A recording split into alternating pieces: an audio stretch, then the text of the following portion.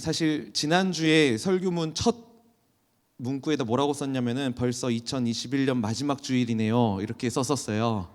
근데 내용도 사실 곳곳에 이제 연말에 조금 초점을 맞췄다가 사실 대부분 수정을 좀 했습니다.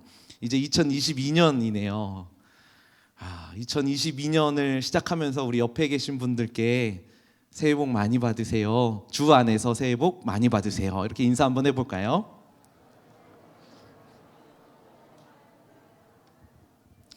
2022년을 이렇게 시작하는데 여러분 2021년 작년 한 해는 어떠한 한 해를 보내셨나요? 우리 좀 2021년 한 해를 뒤돌아보고 그러면서 우리에게 놓여진 2022년을 한번 맞이하면 좋겠습니다. 여러분들은 2021년 하나님이 우리 청년들에게 주신 은혜가 어떠한 것들이 있으며 또한 그 은혜를 기억하여서 2022년은 어떠한 한 해가 되길 소망하나요? 혹시 여러분들이 2021년 한 해 우리가 시작하면서 우리 청년연합교구가 주제 삼았던 그 문구, 그게 슬로건, 그게 뭔지 아세요? 우리 계속 외쳐왔잖아요. 브레이크 스루, 브레이크 스루. 네. 사실 저는 이 브레이크 스루 하면은 지난 1월 첫 주에, 작년 1월 첫 주에 우리 조동희 목사님을 통해서 들었던 에스겔 말씀이 계속해서 기억이 납니다. 그렇게 떠오르더라고요. 그렇게 돌파해보자, 우리 좀 해보자 이렇게 시작을 하면서 우리 1년 동안 정말 삶 속에서 돌파해 왔습니다. 우리 예배를 드리면서 돌파해 왔습니다. 가장 가까이 그 출발점에는 웨이메이커 시리즈가 있었죠. 그래서 우리가 믿고 우리가 의지하고 있는 하나님은 어떠한 분이신가에 대해서 그 하나님이 길을 만드시는, 우리의 삶 가운데 길을 여시는 하나님이라는 것에 대해서 나누었었죠. 그리고 일상 부활을 살다를 통해서 우리 한 달 동안 이 일상 속에서 부활을 누리는 삶이 얼마나 아름답고 풍성한 것인지에 대해서도 말씀을 나누었습니다. 그리고 그 다음에는 워십 시리즈에 대해서, 예배에 대해서 말씀을 나누었죠. 그래서 예배 안의 요소들을 하나하나 살펴보면서 우리의 예배를 점검하고 하나님 앞에 드리는 삶이 얼마나 가치 있는 삶인지에 대해서 나누었었어요. 그리고 이어서 위너 시리즈를 통해서 승리자로 살아갔었던 다윗의 일생을 우리가 함께 살펴보았었죠. 그리고 그 다윗이 고백한 시편의 찬양의 고백들, 기도의 고백들을 보면서 우리 워리어 시리즈로, 워리어로 살기로 결단했었습니다. 그리고 지난 프로포즈와 또 유턴을 통해서도, 또 송구영신 예배를 통해서도 아주 깊은 은혜를 우리가 누렸었죠. 사실 뒤돌아보니까 하나님이 우리에게 주신 은혜들이 굉장히 많이 있었습니다. 그래서 저는 2021년에 우리에게 은혜를 주신 하나님이 여전히 계신다면 2022년에도 우리에게 동일한 은혜를 주실 것이기 때문에 이 2022년이 굉장히 기대가 됩니다. 하지만 그럼에도 불구하고 사실 저는 지난 한 해를 뒤돌아보면서, 그리고 또 앞으로 한 해를 계획하는 데 있어서 코로나라는 단어밖에 떠오르지 않더라고요. 코로나19 바이러스가 온 세계를 공포로 몰아넣은 지 벌써 2년이라는 시간이 흘렀습니다. 작년 3월에 팬데믹, 그러니까 세계적 대유행을 선언한 이후로 재작년이었겠죠. 눈에 보이지 않는데 엄청난 두려움과 공포가 전 세계를 떠돌고 있습니다. 그래도 우리 청년부는 작년 초를 제외하면은 거의 이제 문제 없이 현장에서 예배를 잘 드려왔었는데, 제가 또 교육부에 있다 보니까 교육부 어린 친구들이 1년에 52주 예배를 드리는데 현장 예배 몇 번 드리는지 아세요? 교육부 친구들은 조금 더 제한이 있어가지고 많이 못 왔었거든요. 작년에 예배 드린 횟수를 보니까 20번 드렸더라고요. 1년이 52주인데 현장 예배를 20번밖에 못 드린 거예요. 그만큼 코로나는 우리의 삶을 계속해서 억눌러 왔다라는 거죠. 특히 지난주에는 코로나가 우리의 삶 가까이 있다라는 것을 우리는 정말 뼈저리게 경험했습니다. 물론 우리는 공동체를 향한 사랑, 그리고 또 배려, 또 하나님이 주시는 지혜로 그 어려움을 잘 극복했습니다. 그러나 코로나라는 이 두려움, 어두움이 우리를 이렇게 억누르고 있는 것, 압박하고 있는 건 사실이라는 거죠. 그래서 이러한 시기에, 그리고 2022년을 맞이하고 있는 우리는 이러한 질문을 던지지 않을 수가 없어요. 과연 여전히 하나님은 일하고 계시는가? 하나님이 살아계시다면 도대체 이런 전염병은 2년이 넘도록 왜 사라지지 않는 것일까? 하나님이 일하고 계신다면 도대체 왜 이런 가슴 아픈 일들이 계속해서 일어나는 것일까? 하나님은 사랑이시라면서 어떻게 이런 큰 고통을 우리에게 주실 수 있는가? 그뿐만이 아니라 이러한 일들뿐만 아니라 지구가 아파하고 있다라는 소식을 우리는 계속해서 접하고 있습니다. 뭐 자연재해, 뭐 지진, 화산 폭발, 온난화, 뭐 기후 변화 이런 일들, 그리고 뉴스를 통해서 접하고 있는 사회의 문제들을 바라보면서 하나님은 여전히 살아계시는가에 대한 질문을 던질 수밖에 없다는 거죠. 저도 이런 지난 1년의 시간들, 더 멀리는 2년의 시간들을 뒤돌아보고 답답하고 속상한 마음을 가지고 있던 찰나에 그 김용규 교수님이 신, 인문학으로 읽는 하나님이라는 책을 쓰셨는데 그 책에 동일한 질문을 던지시더라고요. 그러면서 이 개념을 소개해 주셨어요. 하나님의 원근법. 이제 오늘 이 설교의 큰 그림을 그릴 수 있고 틀을 잡을 수 있는 좋은 그런 통찰력이 되었었는데요. 그 책의 머릿말에 보면 이런 내용으로 시작을 합니다. 이탈리아 피렌체에 산타마리아 노벨로 성당이라는 곳이 있대요. 근데 거기에 마사초라는 화가가 그린 성삼위일체라는 그림이 있다라고 합니다. 1427년에 그려진 그림인데요. 이 그림이 좀 특별하고 유명한 이유는 최초로 그림 가운데 원근법이 도입된, 적용된 그림이기 때문이래요. 이 원근법이라는 거는 3차원이라는 어떤 대상을 2차원 평면 위에 구현하기 위해서 개발된 회화 기법, 그림 기법 이런 거잖아요. 그러니까 한 도화지 안에 멀리 있는 것과 가까이 있는 것을 구별하여서 그려 나아가는 거죠. 그래서 이 그림을 보시면요, 이런 그림인데요. 너무 입체적이기도 하고, 그리고 당시에 이러한 그림을 실제로 처음 본 거죠. 원근법으로 그려진 그림을. 그래서 화가가 벽을 뚫고 그린 거 아닌가라고 사람들이 오해할 정도로, 의심할 정도로 그 사람들에게는 충격적인 그림이었다라고 합니다. 그런데 이런 그림을 바탕으로 해서 지난 1년의 시간들을 한번 그림으로 그려보자라는 거죠. 원근법의 그림으로. 아마 대부분의 그림이 우울하고 어둡게 그려지지 않을까라는 생각을 해보게 돼요. 우리도 작년 1월 초에는 온라인 예배 드렸던 적들이 있잖아요. 송구영 신 예배도 온라인으로 드렸어요, 작년에는. 그러면은 그 예배는 좀 멀리 있겠죠. 또 어둡게 그려져 있고, 그리고 그렇게 그려오면서 하나님이 주신 은혜의 좀 밝은 모습으로 그려져 있다가 위드 코로나 우리 잠깐 경험하면서 좀 밝게 그려지고, 또 최근에 있는 그런 어려움들을 통해서 좀 어둡게 그려지기도 하겠죠. 그런데요, 원근법으로 그려진 그림의 아름다움이 여기에 있다라는 거예요. 하나하나 살펴볼 때는 어둡고 또 우중충한 그림들. 그래서 이 작은 부분을 하나하나 살펴볼 때에는 왜 여기에 이렇게 어둡게 그렸을까, 우울하게 그렸을까 하는 그림들이지만, 이 그림의 전체를 보게 되면은 생동감 있고 입체감 있고, 더 나아가서 이 그림이 아름다워 보여질 수 있다라는 거죠. 그래서 하나하나 볼 때는 왜 여기에 왜 이런 그림을 그렸을까, 왜 이런 색을 썼을까 하는 의구심이 생기기도 하지만, 이 그림의 전체를 보게 되면 이 하나하나의 세밀한 부분들, 그때 어둡게 그렸던 그 부분들이 이해가 된다라는 겁니다. 이러한 관점에서 오늘 본문의 하박국 선지자도 동일한 위치에 서 있었습니다. 오늘 우리를 엄습하고 있는 그런 전염병까지는 아닐지라도 이스라엘을 계속해서 위협하고 있는 바벨론이 있었습니다. 그런데 그 바벨론이 형통했던 거죠.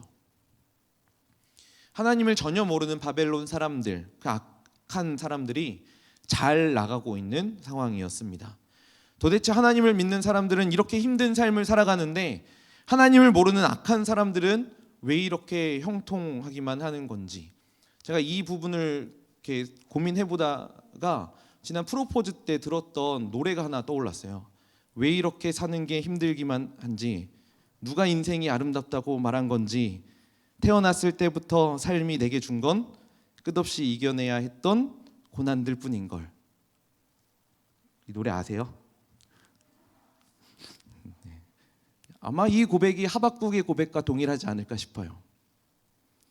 그래서 하박국이 계속해서 이야기하는 것도, 그 선지서를 통해서, 하박국이라는 선지서를 통해서 이야기하는 것도 이런 겁니다. 우리 1장 2절 말씀 한번 같이 볼까요? 같이 읽습니다.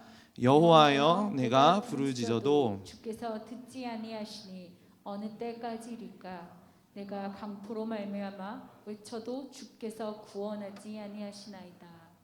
아무리 부르짖어도 응답이 없는 하나님, 아무리 외쳐도 구원해 주시지 않는 하나님, 그걸 하나님 앞에 기도하면서 호소하고 있는 거예요.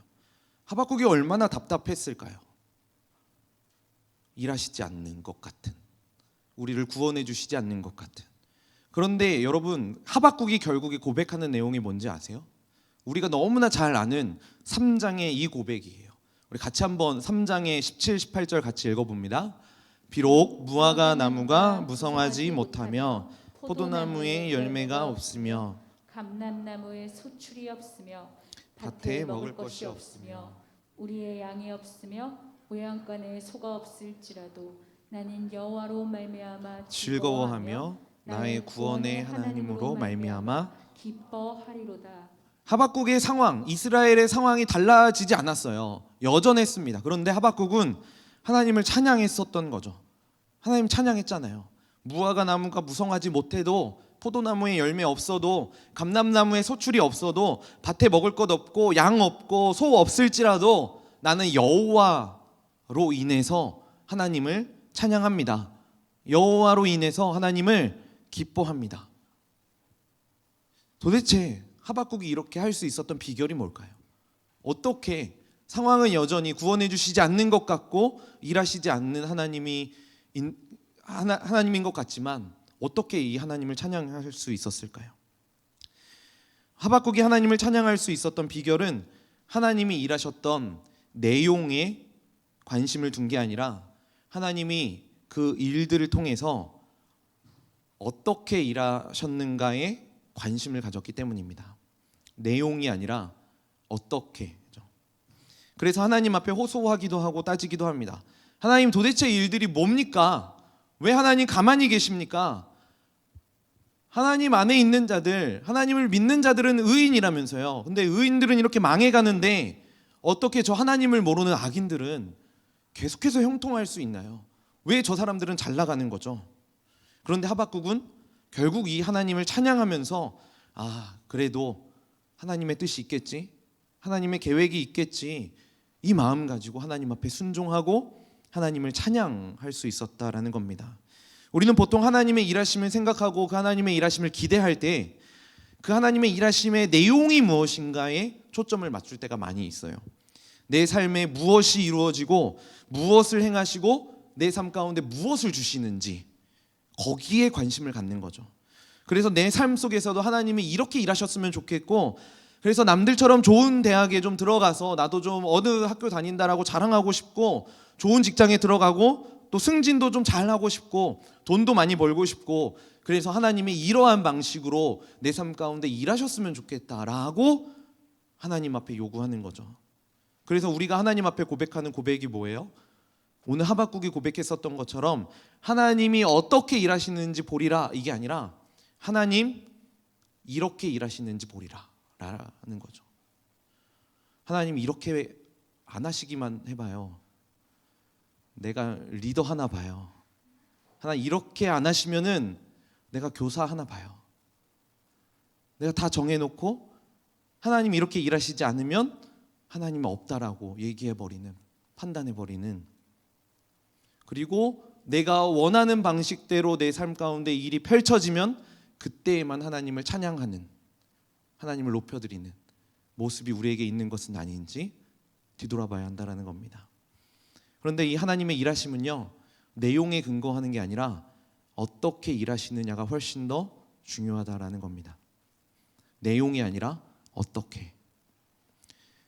그렇다면 내가 또 인간의 시각으로 어떠한 일들을 판단할 때 그렇게 좋아 보이지 않는 일이라고 할지라도 이 일들이, 좋지 않아 보이는 이 일들이 내 안에서 어떻게 작용이 되는가, 내 삶 가운데 어떻게 작용이 되어지는가, 어떻게 바뀌어가는가, 이 부분에 우리가 초점을 맞추면서 봐야 한다는 거죠.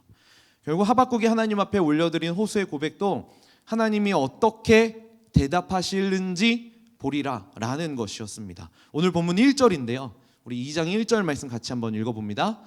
내가 내 파수하는 곳에 서며 성노에 서리라. 그가 내게 무엇이라 말씀하실는지 기다리고 바라보며 나의 질문에 대하여 어떻게 대답하실는지 보리라 하였더니 자, 이러한 관점에서요, 또한 신학자는요, 하나님의 일하심인지 아닌지를 분별하는 건 우리가 약을 먹을 때 우리에게 다가오는 유익을 발견하는 것과 똑같다라고 이야기합니다. 그래서 약을 먹을 때는 속이 쓰리고 약은 쓰잖아요. 쓰리고 또 역겹기도 하지만 나중에 보면은 이 약이 우리 속에서 효능을 발휘해서 우리의 건강이 회복되고 우리는 그 건강의 회복으로 인하여서 기뻐할 수 있게 된다라는 거죠.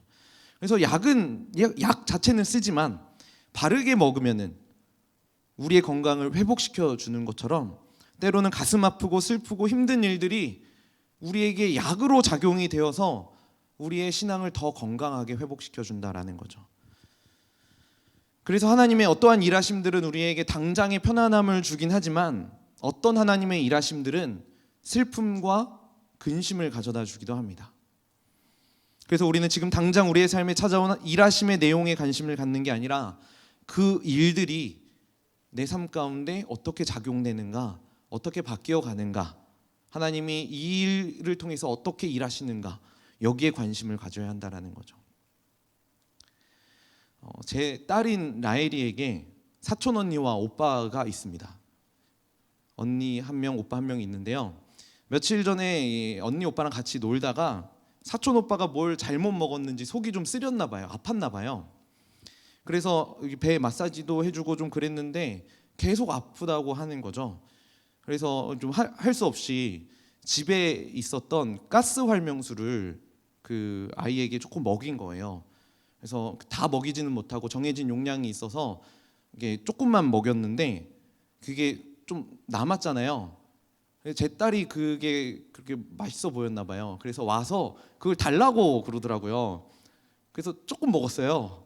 근데 가스 활명수가 좀 톡 쏘는 그 맛이 있잖아요. 근데 라헬이가 그 탄산수를 굉장히 좋아하거든요. 그 먹고 맛있었나 봐요. 근데 우리는 더 줄 수 없잖아요. 근데 문제가 생겼습니다. 밤이었는데요. 갑자기 아기가 배가 아프다고 하는 거예요. 그래서 깜짝 놀라가지고 이제 화장실에 데리고 가서 앉혀서 이제 큰 일을 보게 하고 있는데 안 나오는 거죠. 그래서 엄마한테 한마디 하더라고요. 아까 그 약 먹으면 좀 나을까? 야, 그렇게 머리를 쓰더라고요. 어이가 없죠. 부모로서 약을 줬을까요? 안 주죠. 당연히 안 주죠. 왜냐면요, 그 약을 과하게 복용하는 거는 이제 몸에 오히려 독이 될 수 있기 때문에 당연히 주지 않았겠죠. 그러니까 약이라는 거는 적절한 처방이 이루어진 다음에 적당한 양이 투입되었을 때 가장 좋은 효과를 낼 수 있는 거잖아요. 그 약이 아무리 좋다고 할지라도 약을 많이 먹으면은 그게 약으로 작용하는 게 아니라 독이 될 수밖에 없다라는 거죠. 맛있다고 몸에 좋다고 많이 먹으면 독이 될 수밖에 없는 거고, 맛없다고 먹지 않으면 우리는 계속 고통 가운데 있을 수밖에 없는 거죠. 하지만 우리는 약이 이렇게 우리 안에 작용하는 것처럼 하나님이 어떻게 일하시느냐에 관심을 갖는 게 아니라 하나님이 이렇게 일하셔야 하고, 그리고 그 약이 무엇인지 어떠한 건지에 대해만 더 큰 관심을 갖는다라는 거죠. 이렇게 해야만 행복할 것 같고, 하나님이 이렇게 일해 주셔야지만 내 일이 잘 풀리는 것 같고, 그래서 하나님 제 삶에는 이렇게 일해 주셔야 돼요. 이렇게 제가 생각한 그 계획들 아시죠? 그렇게만 해주셔야 돼요. 여러분, 이 삶에 하나님이 들어올 여지가 어디에 있습니까? 내 이익과 내 편의를 위한 것에는 그렇게 열심히 하면서 내가 하고 싶지 않은 일들이 들어오거나 내가 세워놓았던 그 계획과 어긋나면 그거 하나님의 뜻 아닐 거야. 아니에요 라고 이야기해버리는, 단정지어버리는 모습이 우리에게 있다라는 겁니다.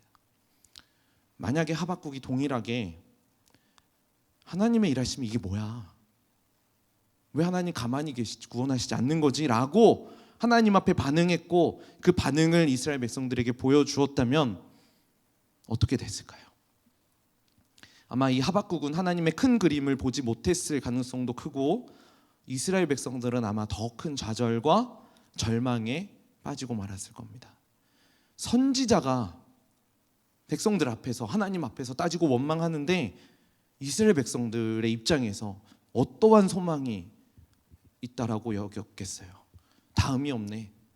야, 선지자도 저렇게 이야기하는데 우리도 망했네. 그렇게 반응하지 않았을까요? 그런데 하박국은 하나님 앞에 그렇게 반응하지 않았다라는 거죠. 절망이었지만, 아픔의 순간이었지만 하나님을 찬양했고 하나님의 일하심을 기다렸던 거죠.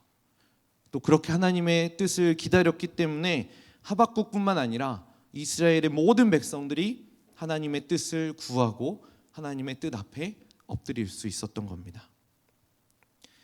아까 처음에 나누었던 그 원근법 그림 있잖아요. 그 원근법 그림의 비밀이 한 가지 있는데요. 원근법의 비밀은 소실점입니다. 이 소실점은요, 이 가운데 있는 그 점인데요.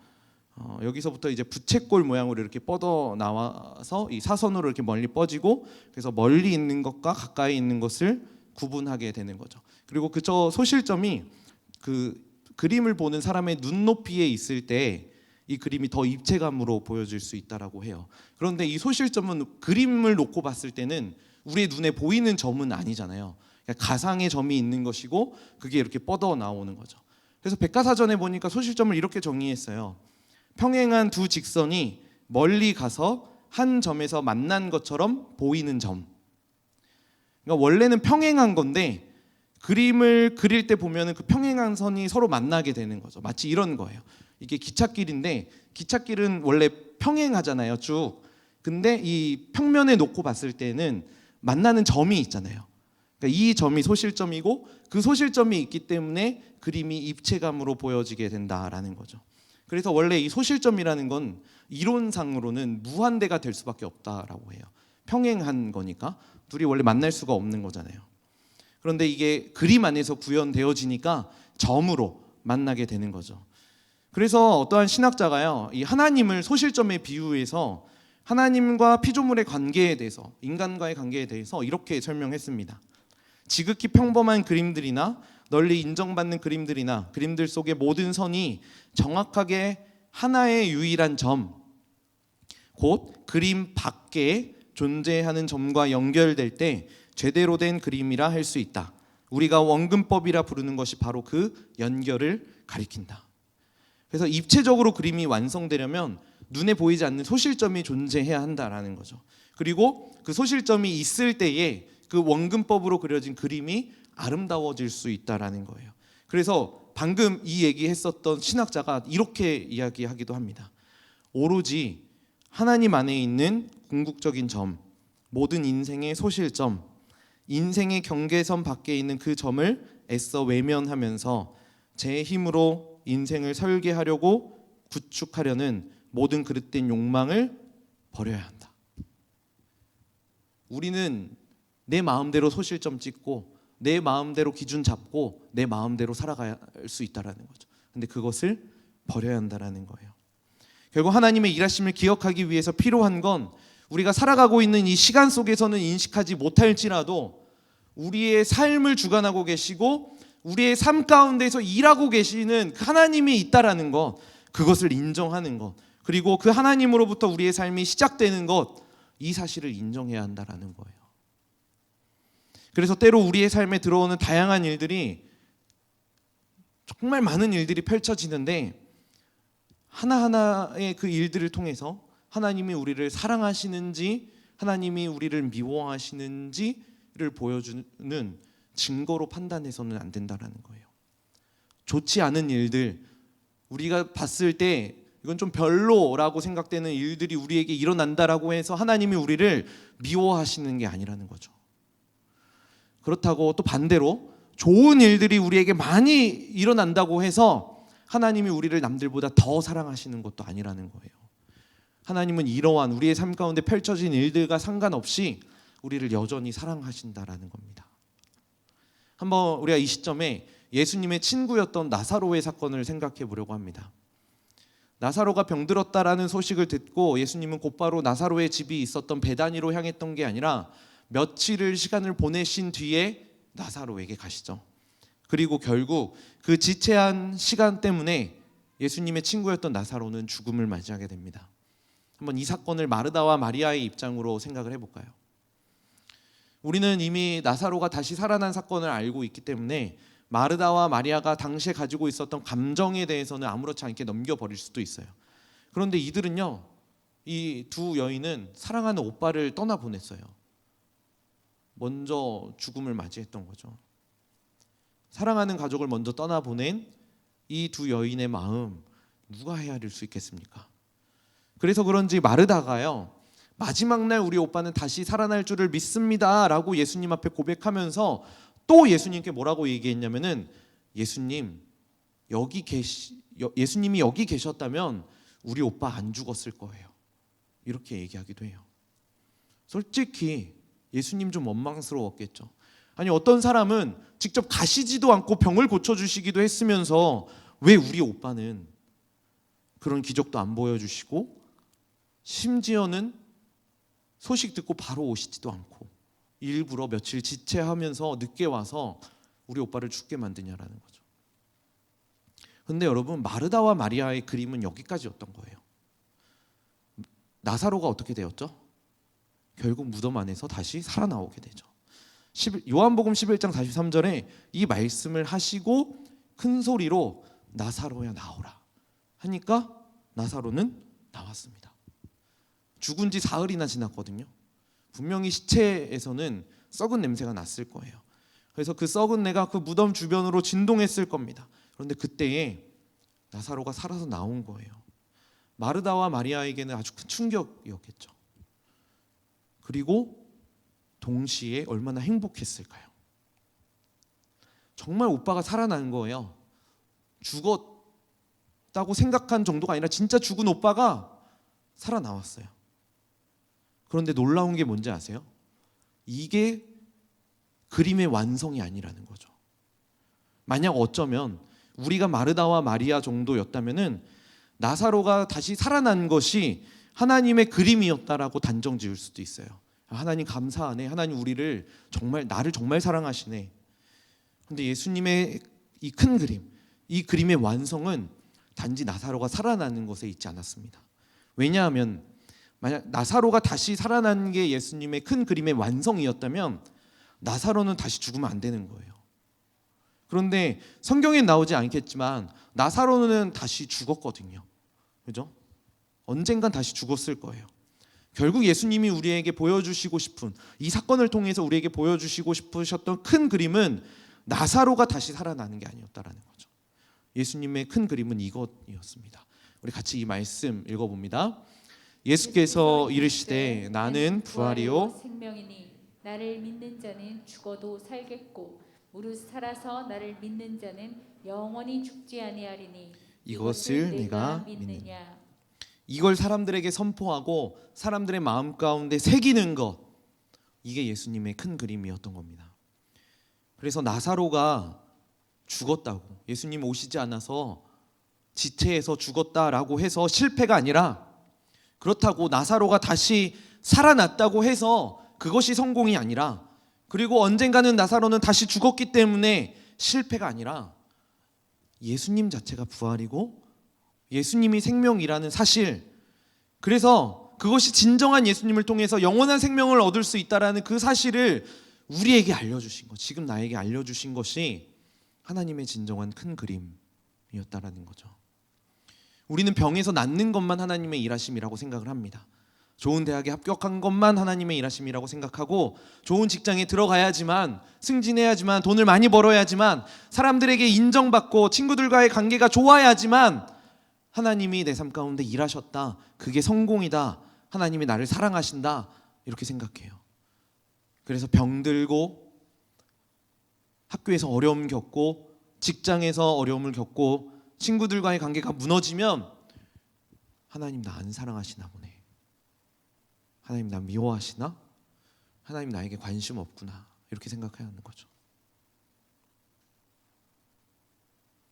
오빠인 나사로가 죽을 병에 걸리니까 하나님은 나를 사랑하시지 않는다고 실망하고, 죽는데 그대로 내버려 둔다고 하나님은 나를 잊어버리셨다라고 실망하고, 그러다가 나사로가 다시 살아났다고 해서 하나님 찬양하고 높여드리고, 이렇게 일희일비하는 신앙이라면은 분명히 나사로가 다시 죽었을 때 신앙이 또다시 무너졌을 거예요. 그리고 어쩌면 우리의 신앙도 이 정도일지도 모르겠습니다. 그런데 저는 마르다와 마리아는 나사로 오빠가 다시 죽었을 때 이 사건처럼 지금 우리가 봤었던 이 사건처럼 힘들어하지는 않았을 것이라고 확신합니다. 왜냐하면 이들은 예수님이 부활이고 예수님이 생명이시라는 사실을 이 사건을 통해서 분명하게 깨달았거든요. 그래서 우리는 기억해야 할 것이 있습니다. 좋은 일이든 좋지 않은 일이든 그러한 일들이 우리의 삶 가운데 들어왔을 때 내게 느껴지는 감정, 생각에 따라서 내 삶 가운데 펼쳐진 일들을 판단해서는 안 되는 겁니다. 오히려 그 일들이 내 삶 가운데 어떠한 결과를 불러일으키는지, 어떠한 열매를 맺는지를 볼 수 있어야 하는 거죠. 때로는 질병이 우리의 삶을 더 윤택하게 만들 수도 있어요. 육신의 아픔과 육신의 고통은 있어도 그걸 통해서 하나님을 더 사랑하게 됐다면은 질병은 하나님의 선물이 되는 거죠. 제가 아이를 키우면서 느끼는 건 뭐냐면은 정말로 아프면 아픈 만큼 커요. 아이가 한번 심하게 감기에 걸린다거나 어떠한 고통에 의해서 아프면은 그리고 다 낫고 난 뒤에 주변으로부터 듣는 이야기들이 뭐냐면은 야, 아프고 나니까 더 컸네, 이 말이거든요. 그런데 이런 일도 있었어요. 아이가 정말 어렸을 때요, 이렇게 말도 잘 못하고 이럴 때 겉으로는 멀쩡해 보이는데 아무 이상이 없어 보이는데 막 계속 우는 거예요. 그리고 며칠 지나서 보니까 여기 이에 이가 나 있는 거죠. 그러니까 이게 날려고 아파서 울고 그랬었던 거예요.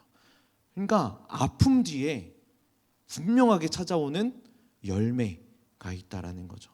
그래서 아플 때는 몰라요. 왜 그러지? 왜 아파하지? 왜 울지? 괜찮아 보이는데, 그런데 시간이 흐르고 난 뒤에 보니까 아, 그때 아픈 게 은혜였구나. 아픈 게 더 성장시키려고 하는 성장통이었구나 라는 것을 깨닫게 되는 거죠. 그래서 히브리서의 기자가 이렇게 고백합니다. 12장 11절인데요. 같이 읽습니다.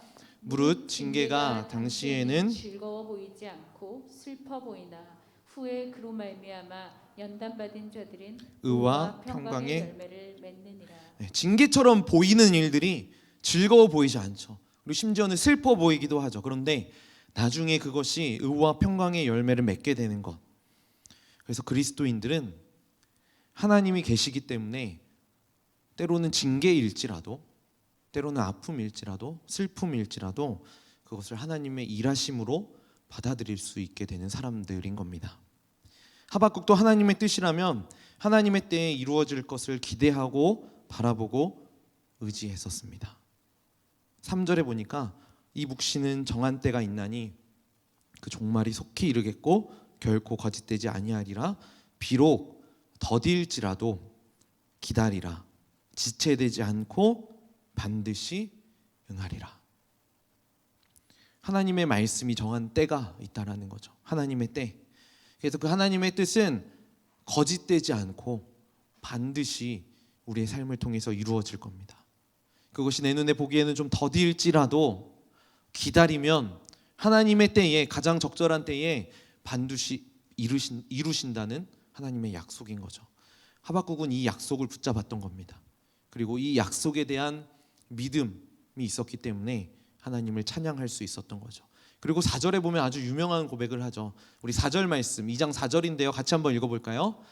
보라, 그의 마음은 교만하며 그 속에서 정직하지 못하나 의인은 그의 믿음으로 말미암아 살리라. 의인은 그의 믿음으로 말미암아 살리라. 의인은 믿음으로 살 수 있는 거죠. 무슨 믿음이에요? 그 앞절에 나온 거죠. 하나님의 일하심은 반드시 하나님의 때에 이루어진다라는 믿음. 결국 여기에 나오는 이 믿음은요, 하나님이 존재하신다라는 사실을 전제하고 있는 거예요. 그래서 그 하나님이라는 사실이 전제되었을 때에 그 하나님은 살아계시기 때문에 우리의 삶 가운데 일하실 것이고 우리를 구원하실 것이고 우리의 삶 가운데 기쁨을 허락하여 주실 것이기 때문에 우리는 그 하나님을 믿는 믿음으로 살아간다라고 이야기할 수 있는 거죠. 그리고 이 믿음으로 살리라라는 이 고백은요, 조금 더 이해하기 쉽게는 살아가리라라는 의미를 가지고 있어요. 믿음으로 살아가리라. 이 말은 삶 속에서 이 믿음을 실천하고 기다리고 소망하며 살아가는 삶을 말하는 거죠. 그런데 이 삶은 쉽지 않습니다. 눈물 흘리기도 하고요, 아프기도 하고 때로는 걱정도 되죠. 이게 일하심이 맞을까? 두렵기도 하고 실패하기도 하고 좌절하기도 하고 넘어지기도 합니다. 사랑하는 청년 여러분, 이러한 차원에서 지난 2021년 한 해 여러분들은 어떤 한 해를 보내셨나요? 그리고 이러한 차원에서 2022년은 어떠한 한 해가 되길 소망하시나요? 어쩌면 2021년은 우리의 인생에 있어서, 어떤 지체들은 우리의 인생에 있어서 가장 어두운 그림을 그리고 있던 시기일 수도 있습니다. 가장 어두운 그림을 그렸던 시기일 수도 있을 거예요. 그래서 때로는 조급하기도 했고, 왜 내 삶은 아무런 변화가 없는 걸까? 왜 하나님은 2021년에 날 내버려 두셨을까? 왜 내 삶은 인도하시지 않으셨을까? 하는 답답함과 두려움이 있을 수도 있겠죠. 그리고 어쩌면 다가오는 2022년이 우리의 인생에 있어서 최악의 한 해가 될 수도 있습니다. 여전히 코로나는 우리를 두렵게 하고 우리의 일상을 답답하게 하지만, 근데 우리가 분명히 기억해야 할 것은 우리가 감히 상상할 수조차도 없는 크고 아름다운 일들을 하나님은 계획하고 계신다라는 거예요. 그렇기 때문에 우리는 소망을 가지고 이 2022년을 향해서 달려 나아갈 수 있는 거죠. 그리고 우리는 이 말씀 때문에 더욱 큰 소망을 가질 수 있습니다. 아까 그 나사로의 사건 가운데 예수께서 보이신 반응인데요. 같이 한번 읽어볼까요? 예수께서 눈물을 흘리시더라. 그 사건을 놓고 눈물을 흘리시고 계셨던 예수님이 있었습니다. 그 예수님이 우리의 고통 가운데 함께 하시고 우리의 아픔에 눈물을 흘리고 계셨어요. 그 예수님이 2021년 우리의 삶 가운데 함께 하셨고 또 2022년에도 함께 하실 겁니다. 단지 그냥 함께 하시는 정도가 아니라 우리 삶 깊숙이 들어오셔서 함께 눈물을 흘리고 계실 거예요. 진우야, 너 정말 고생 많았다. 많이 힘들었지. 너 힘든 거 내가 다 알아. 많이 아팠지. 그 음성을 여러분들에게 우리 예수님께서 하고 계신다라는 거예요. 그래서 아까 우리 왜 이렇게 사는 게 힘들기만 한지, 누가 인생이 아름답다고 말한 건지 그러면서 촛불 하나를 고백하잖아요, 노래에서는. 그런데 우리의 삶 가운데는 예수님이 있어요. 지치고 힘들 땐 내게 기대해.